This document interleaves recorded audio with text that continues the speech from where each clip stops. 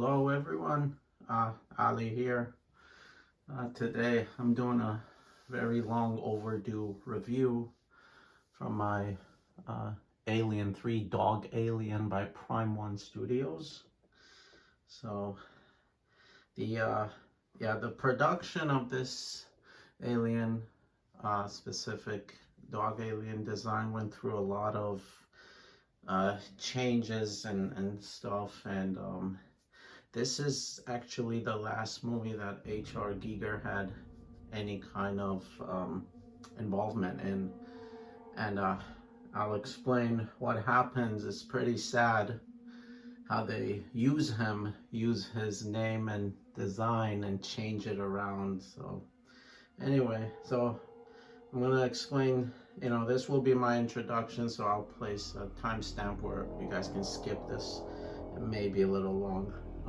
So on July 28th, 1990, Swiss surrealist H.R. Giger was approached for a second time to redesign the creature for Alien 3. David Fincher, the third director assigned to the troubled production, visited Giger in Switzerland.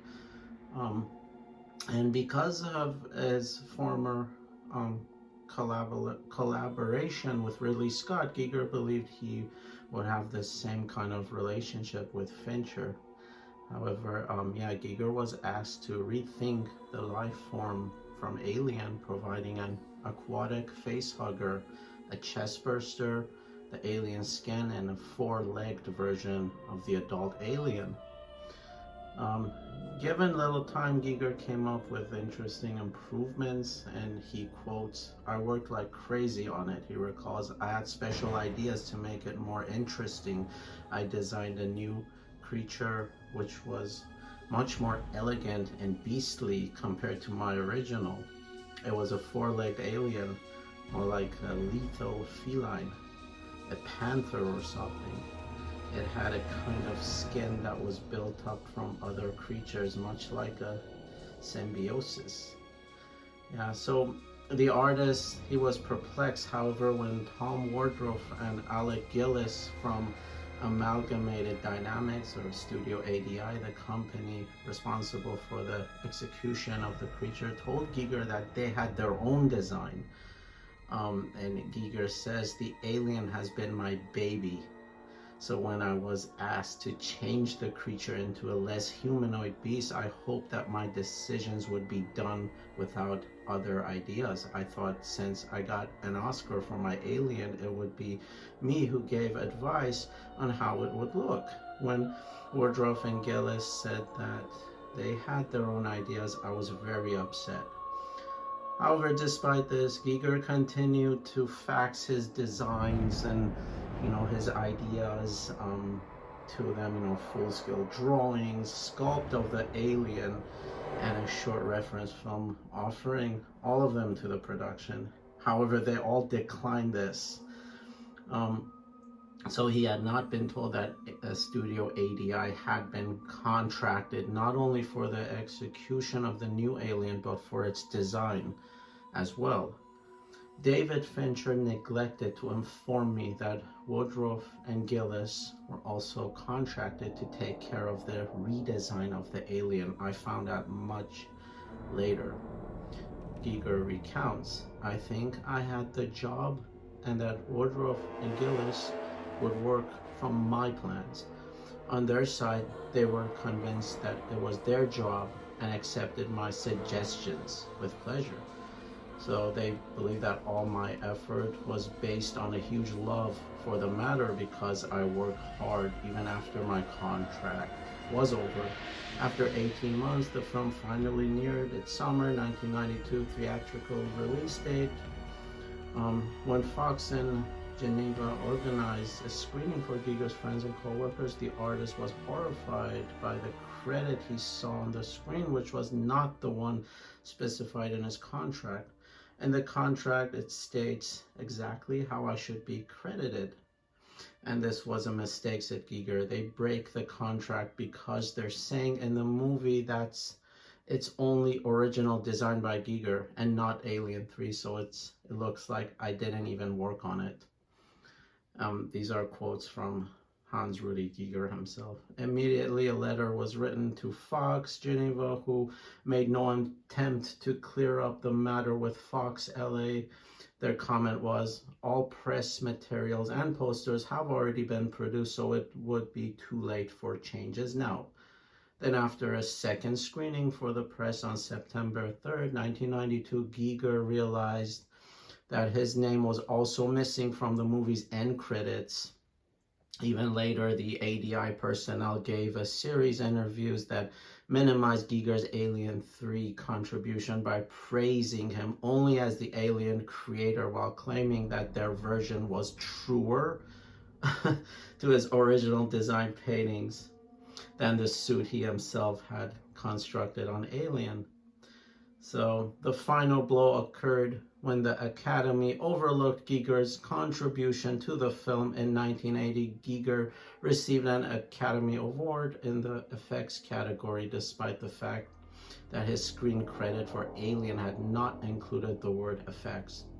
This was because director Ridley Scott had the good judgment to include Giger's name along with nominees Carlo Rambaldi and Richard Johnson. Giger and his lawyers contended that because he was engaged under the same contract and for the same purpose on Alien 3, then it seemed only logical that he again be nominated. Apparently David Fincher and Fox didn't see it that way. Less than 2 weeks before the Academy Awards, Fox's legal department responded with a letter pointing out that studios are precluded from submitting nominees in the effects category directly to the Academy. We understand that David Fincher, the director of Alien 3, prepared the nomination, the letter stated. It seems clear that Mr. Fincher was aware of both your client's contribution to the picture along with the contributions of other design and special effects participants. This nomination occurred outside Fox's control, and Fox does not even have a right under the circumstances to request Mr. Giger's inclusion. So Barony, which is Giger's lawyer, answered back with the following facts. Briefly stated, you are right. You cannot speak for Mr. Fincher. It is high time for that Mr. Fincher spoke for himself. Mr. Fincher owes Giger, the Academy, and the visual effects community an explanation for the bizarre omission of Giger's name. The denial of Giger's Academy Award nomination is just the last example of the effort to totally erase his relationship to Alien 3. After all these battles, what does the father of the Alien think of the direction the franchise has taken? He says, I like it, since, said Giger. The critics said it's terrible, but I think it's okay. The Alien is better than in the second film. In the second, they changed the Alien, and finally, Alien 3, they brought it back to my original design. So yeah, that's just crazy. Yeah, it's heartbreaking how they treated Hans Rudy Giger, his art. Only Ridley Scott saw the potential of H.R. Giger and worked with him as a human being, as a true artist. Yeah, he didn't ignore his designs. He didn't do any of that. He worked with him like a partner.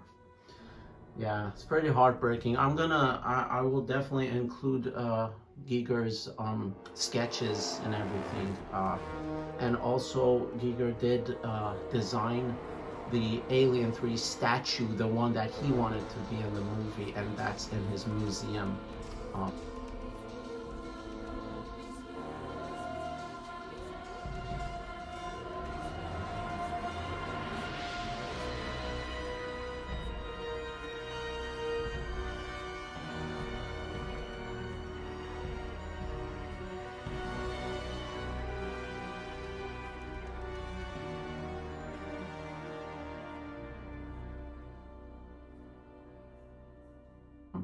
So the one that I'm going to be reviewing is the one from the movie. It was sculpted by Coolprops and collaborated with Prime One Studios for the paint. The paint is amazing. You know, Prime 1 always does the best paint.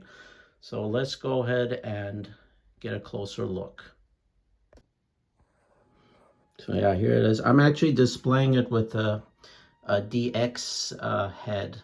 Its closed mouth is vicious, just like in the movie. It's freaking amazing. Yeah.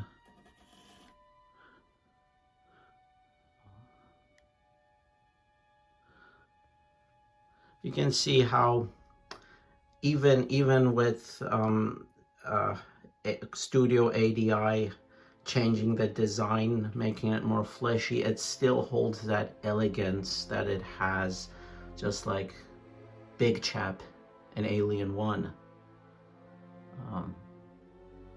It's a really beautiful piece, just looking at it. So it's the cardboard there.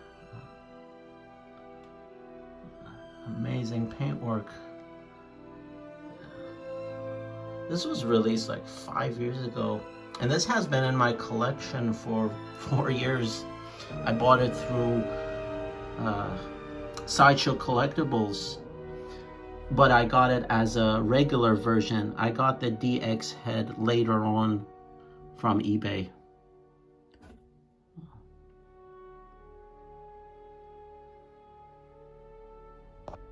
Yeah, it's more fleshy, but it does resemble Hans Rudy Giger's design. It was smoother. I'll show that as well, how you can see how smooth it is and elegant. And they did keep the, you know, the originality of it, but they didn't give him any credit, which is disgusting. The pose is more of a dynamic pose, not static, not museum. It's kind of awkward to try to display it because you don't know which way it should be.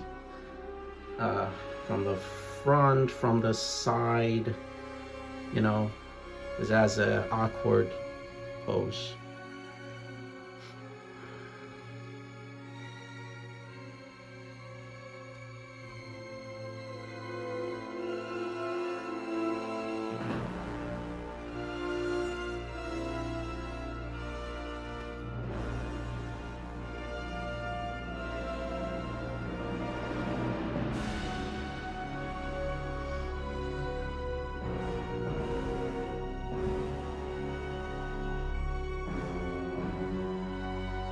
That's the dome, the head.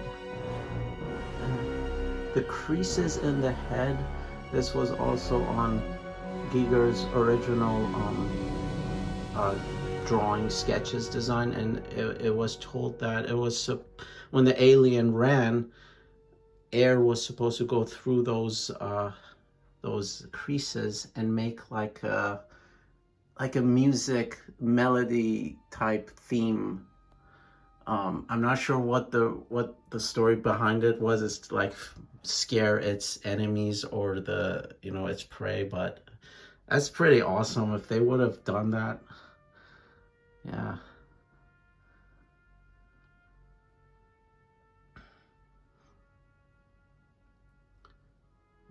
Amazing paintwork by Prime 1.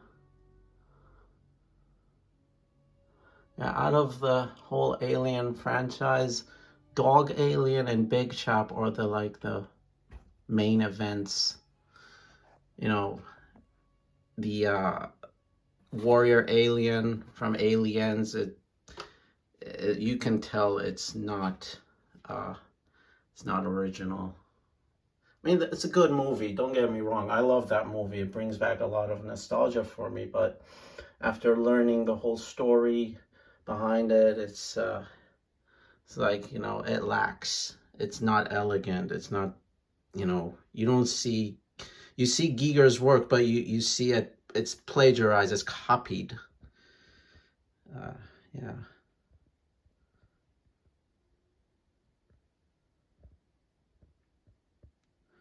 Yeah, it's the base. The base is, you know, it's not too big. It's good. And the centerpiece, the alien, you know. But, you know, like I said, the pose is awkward, so it's hard to display it correctly to get, you know, the entire beauty and see everything. You kind of have to put it in a position where you can see all around it. And those are the candles as well from the movie. Yeah. So I'm going to switch heads. We can see the open mouth bust, the regular bust. Yeah. Here's the open mouth. It's pretty cool. I like it. Yeah.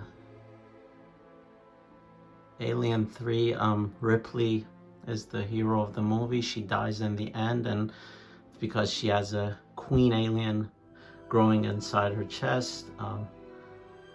Upon seeing the movie first, I always thought the dog alien was the carrier of the queen embryo, and when the dog alien goes to attack Ripley and kind of stops and opens his mouth by her ear and has the second tongue come out by her ear and then leaves, I thought that was where it transferred the queen embryo through Ripley's ear.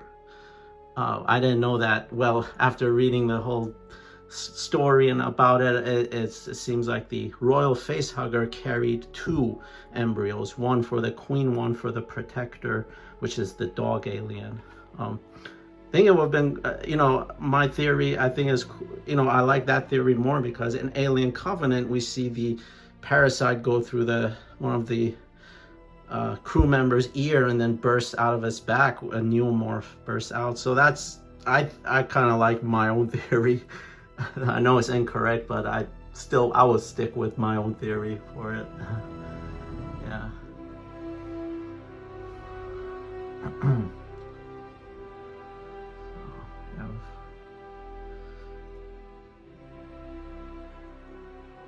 As the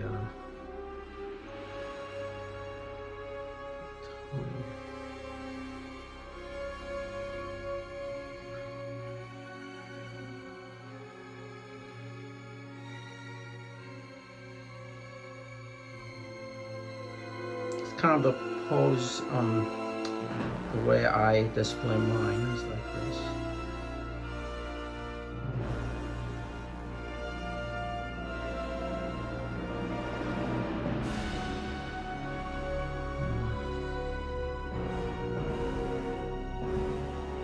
Oh yeah, and also Studio ADI did release a dog alien statue as well in 1/3 scale, which is running, but that's very hard to find.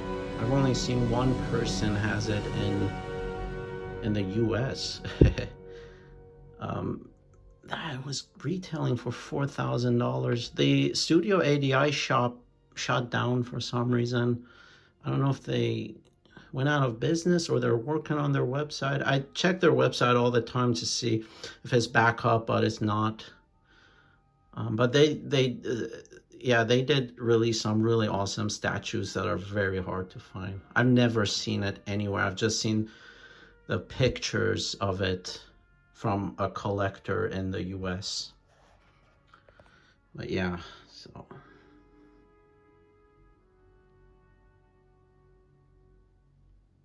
Oh yeah, here's the back of the base. It's all the planet Fiorina, I think. It's the base is from that setting. Yeah, so there it is, guys.